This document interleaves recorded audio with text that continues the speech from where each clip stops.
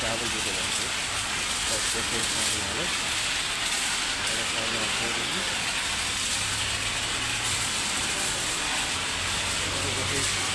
भाषाबाट हुन्छ मैले मसाला लाउँछ यो मसाला गर्दैन एकछिन पानी मारिहाल्नु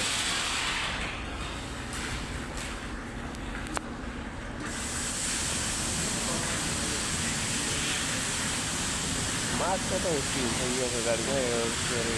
बलौटी बलौटा त के अरे बलौटा गरेर आउँछ यो बाल्नु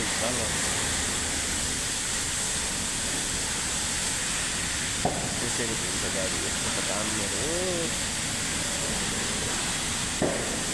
एक काम गरेर सिल्भरको हुन्छ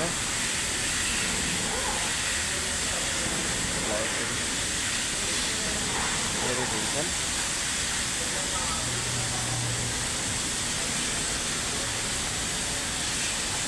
अब त जाडो पनि बढ्नु थाल्यो राति हाम्रो त्यो काम फेरि त्यो राति हुन्छ यहाँदेखि मान्छे फेरि रातभरि चाहिँ गर्छ दिनभरि चाहिँ त्यस्तै थियो कामतिर हुन्छ ड्युटीतिर राति आउँछ खालि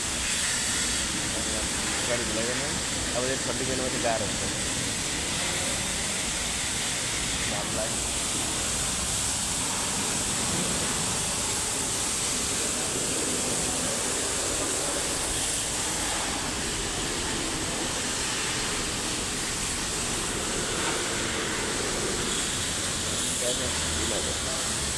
बिहान त्यति गाडी नै हुँदैन जब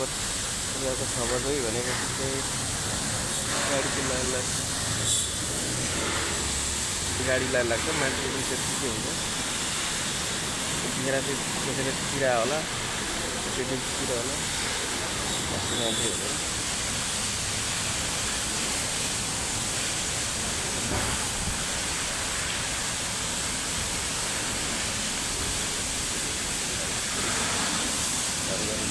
मेरो चाहिँ बाहिर त्यसलाई धुइसकेपछि सुकेर सफा गरिदिने किताबमा धुने दुईजना हुन्छ यहाँ अब एउटा यो चाहिँ बिग्रेको हो पहिले बिग्रेको छ माथि उठ्दैन तर बडीहरू चाहिँ हुन्छ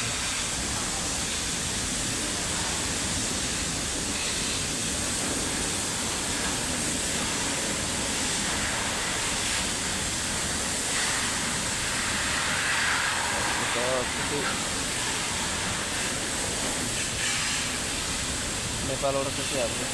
सरकारी भयो भने कारामा आउने गर्नु भएपछि काम त ठिकै हुन्छ हल्का हल्का भारी काम हुँदैन तर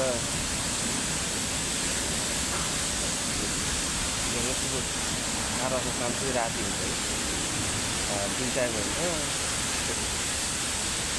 कुन कुन ठाउँ त अब दिनभर पनि हुन्छ हो तर ट्राफिक ठाउँतिर चाहिँ 2 टाइम हुन्छ बिहान 8 बजे 9 बजे आइन्छ त्यस पछाडि 12:30 बजे 12:30 बजे छुट्टी गरेको प्रायः चाहिँ फेरि 4:30 बजे आयो 4 बजे 4:30 बजे त्यस पछाडि रातिको 12 बजेसम्म चाहिँ ननस्टप गर्मीमा भयो ठन्डीमा भयो एउटै टाइम हो एउटै टाइम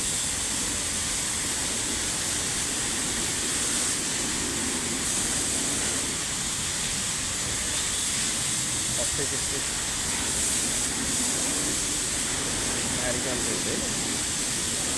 ठन्डी महिनामा चाहिँ गाह्रो हुन्छ पानी खेलिरहनुपर्छ गर्नु पनि गाह्रो त गाह्रै हुन्छ तर तपाईँको त्यति धेरै नि गर्ने चाहिँ हुँदैन 43-44 अरू जग्गाहरू ठिकै छ जाडोमा फेरि जाडो पनि ठन्डै हुन्छ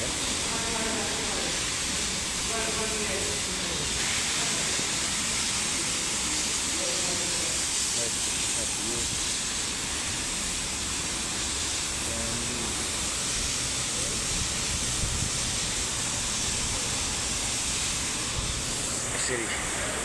खुल्ला छ छैन रोडमा पनि गाडी साडी छैन एउटा दुईवटा पनि दुईवटा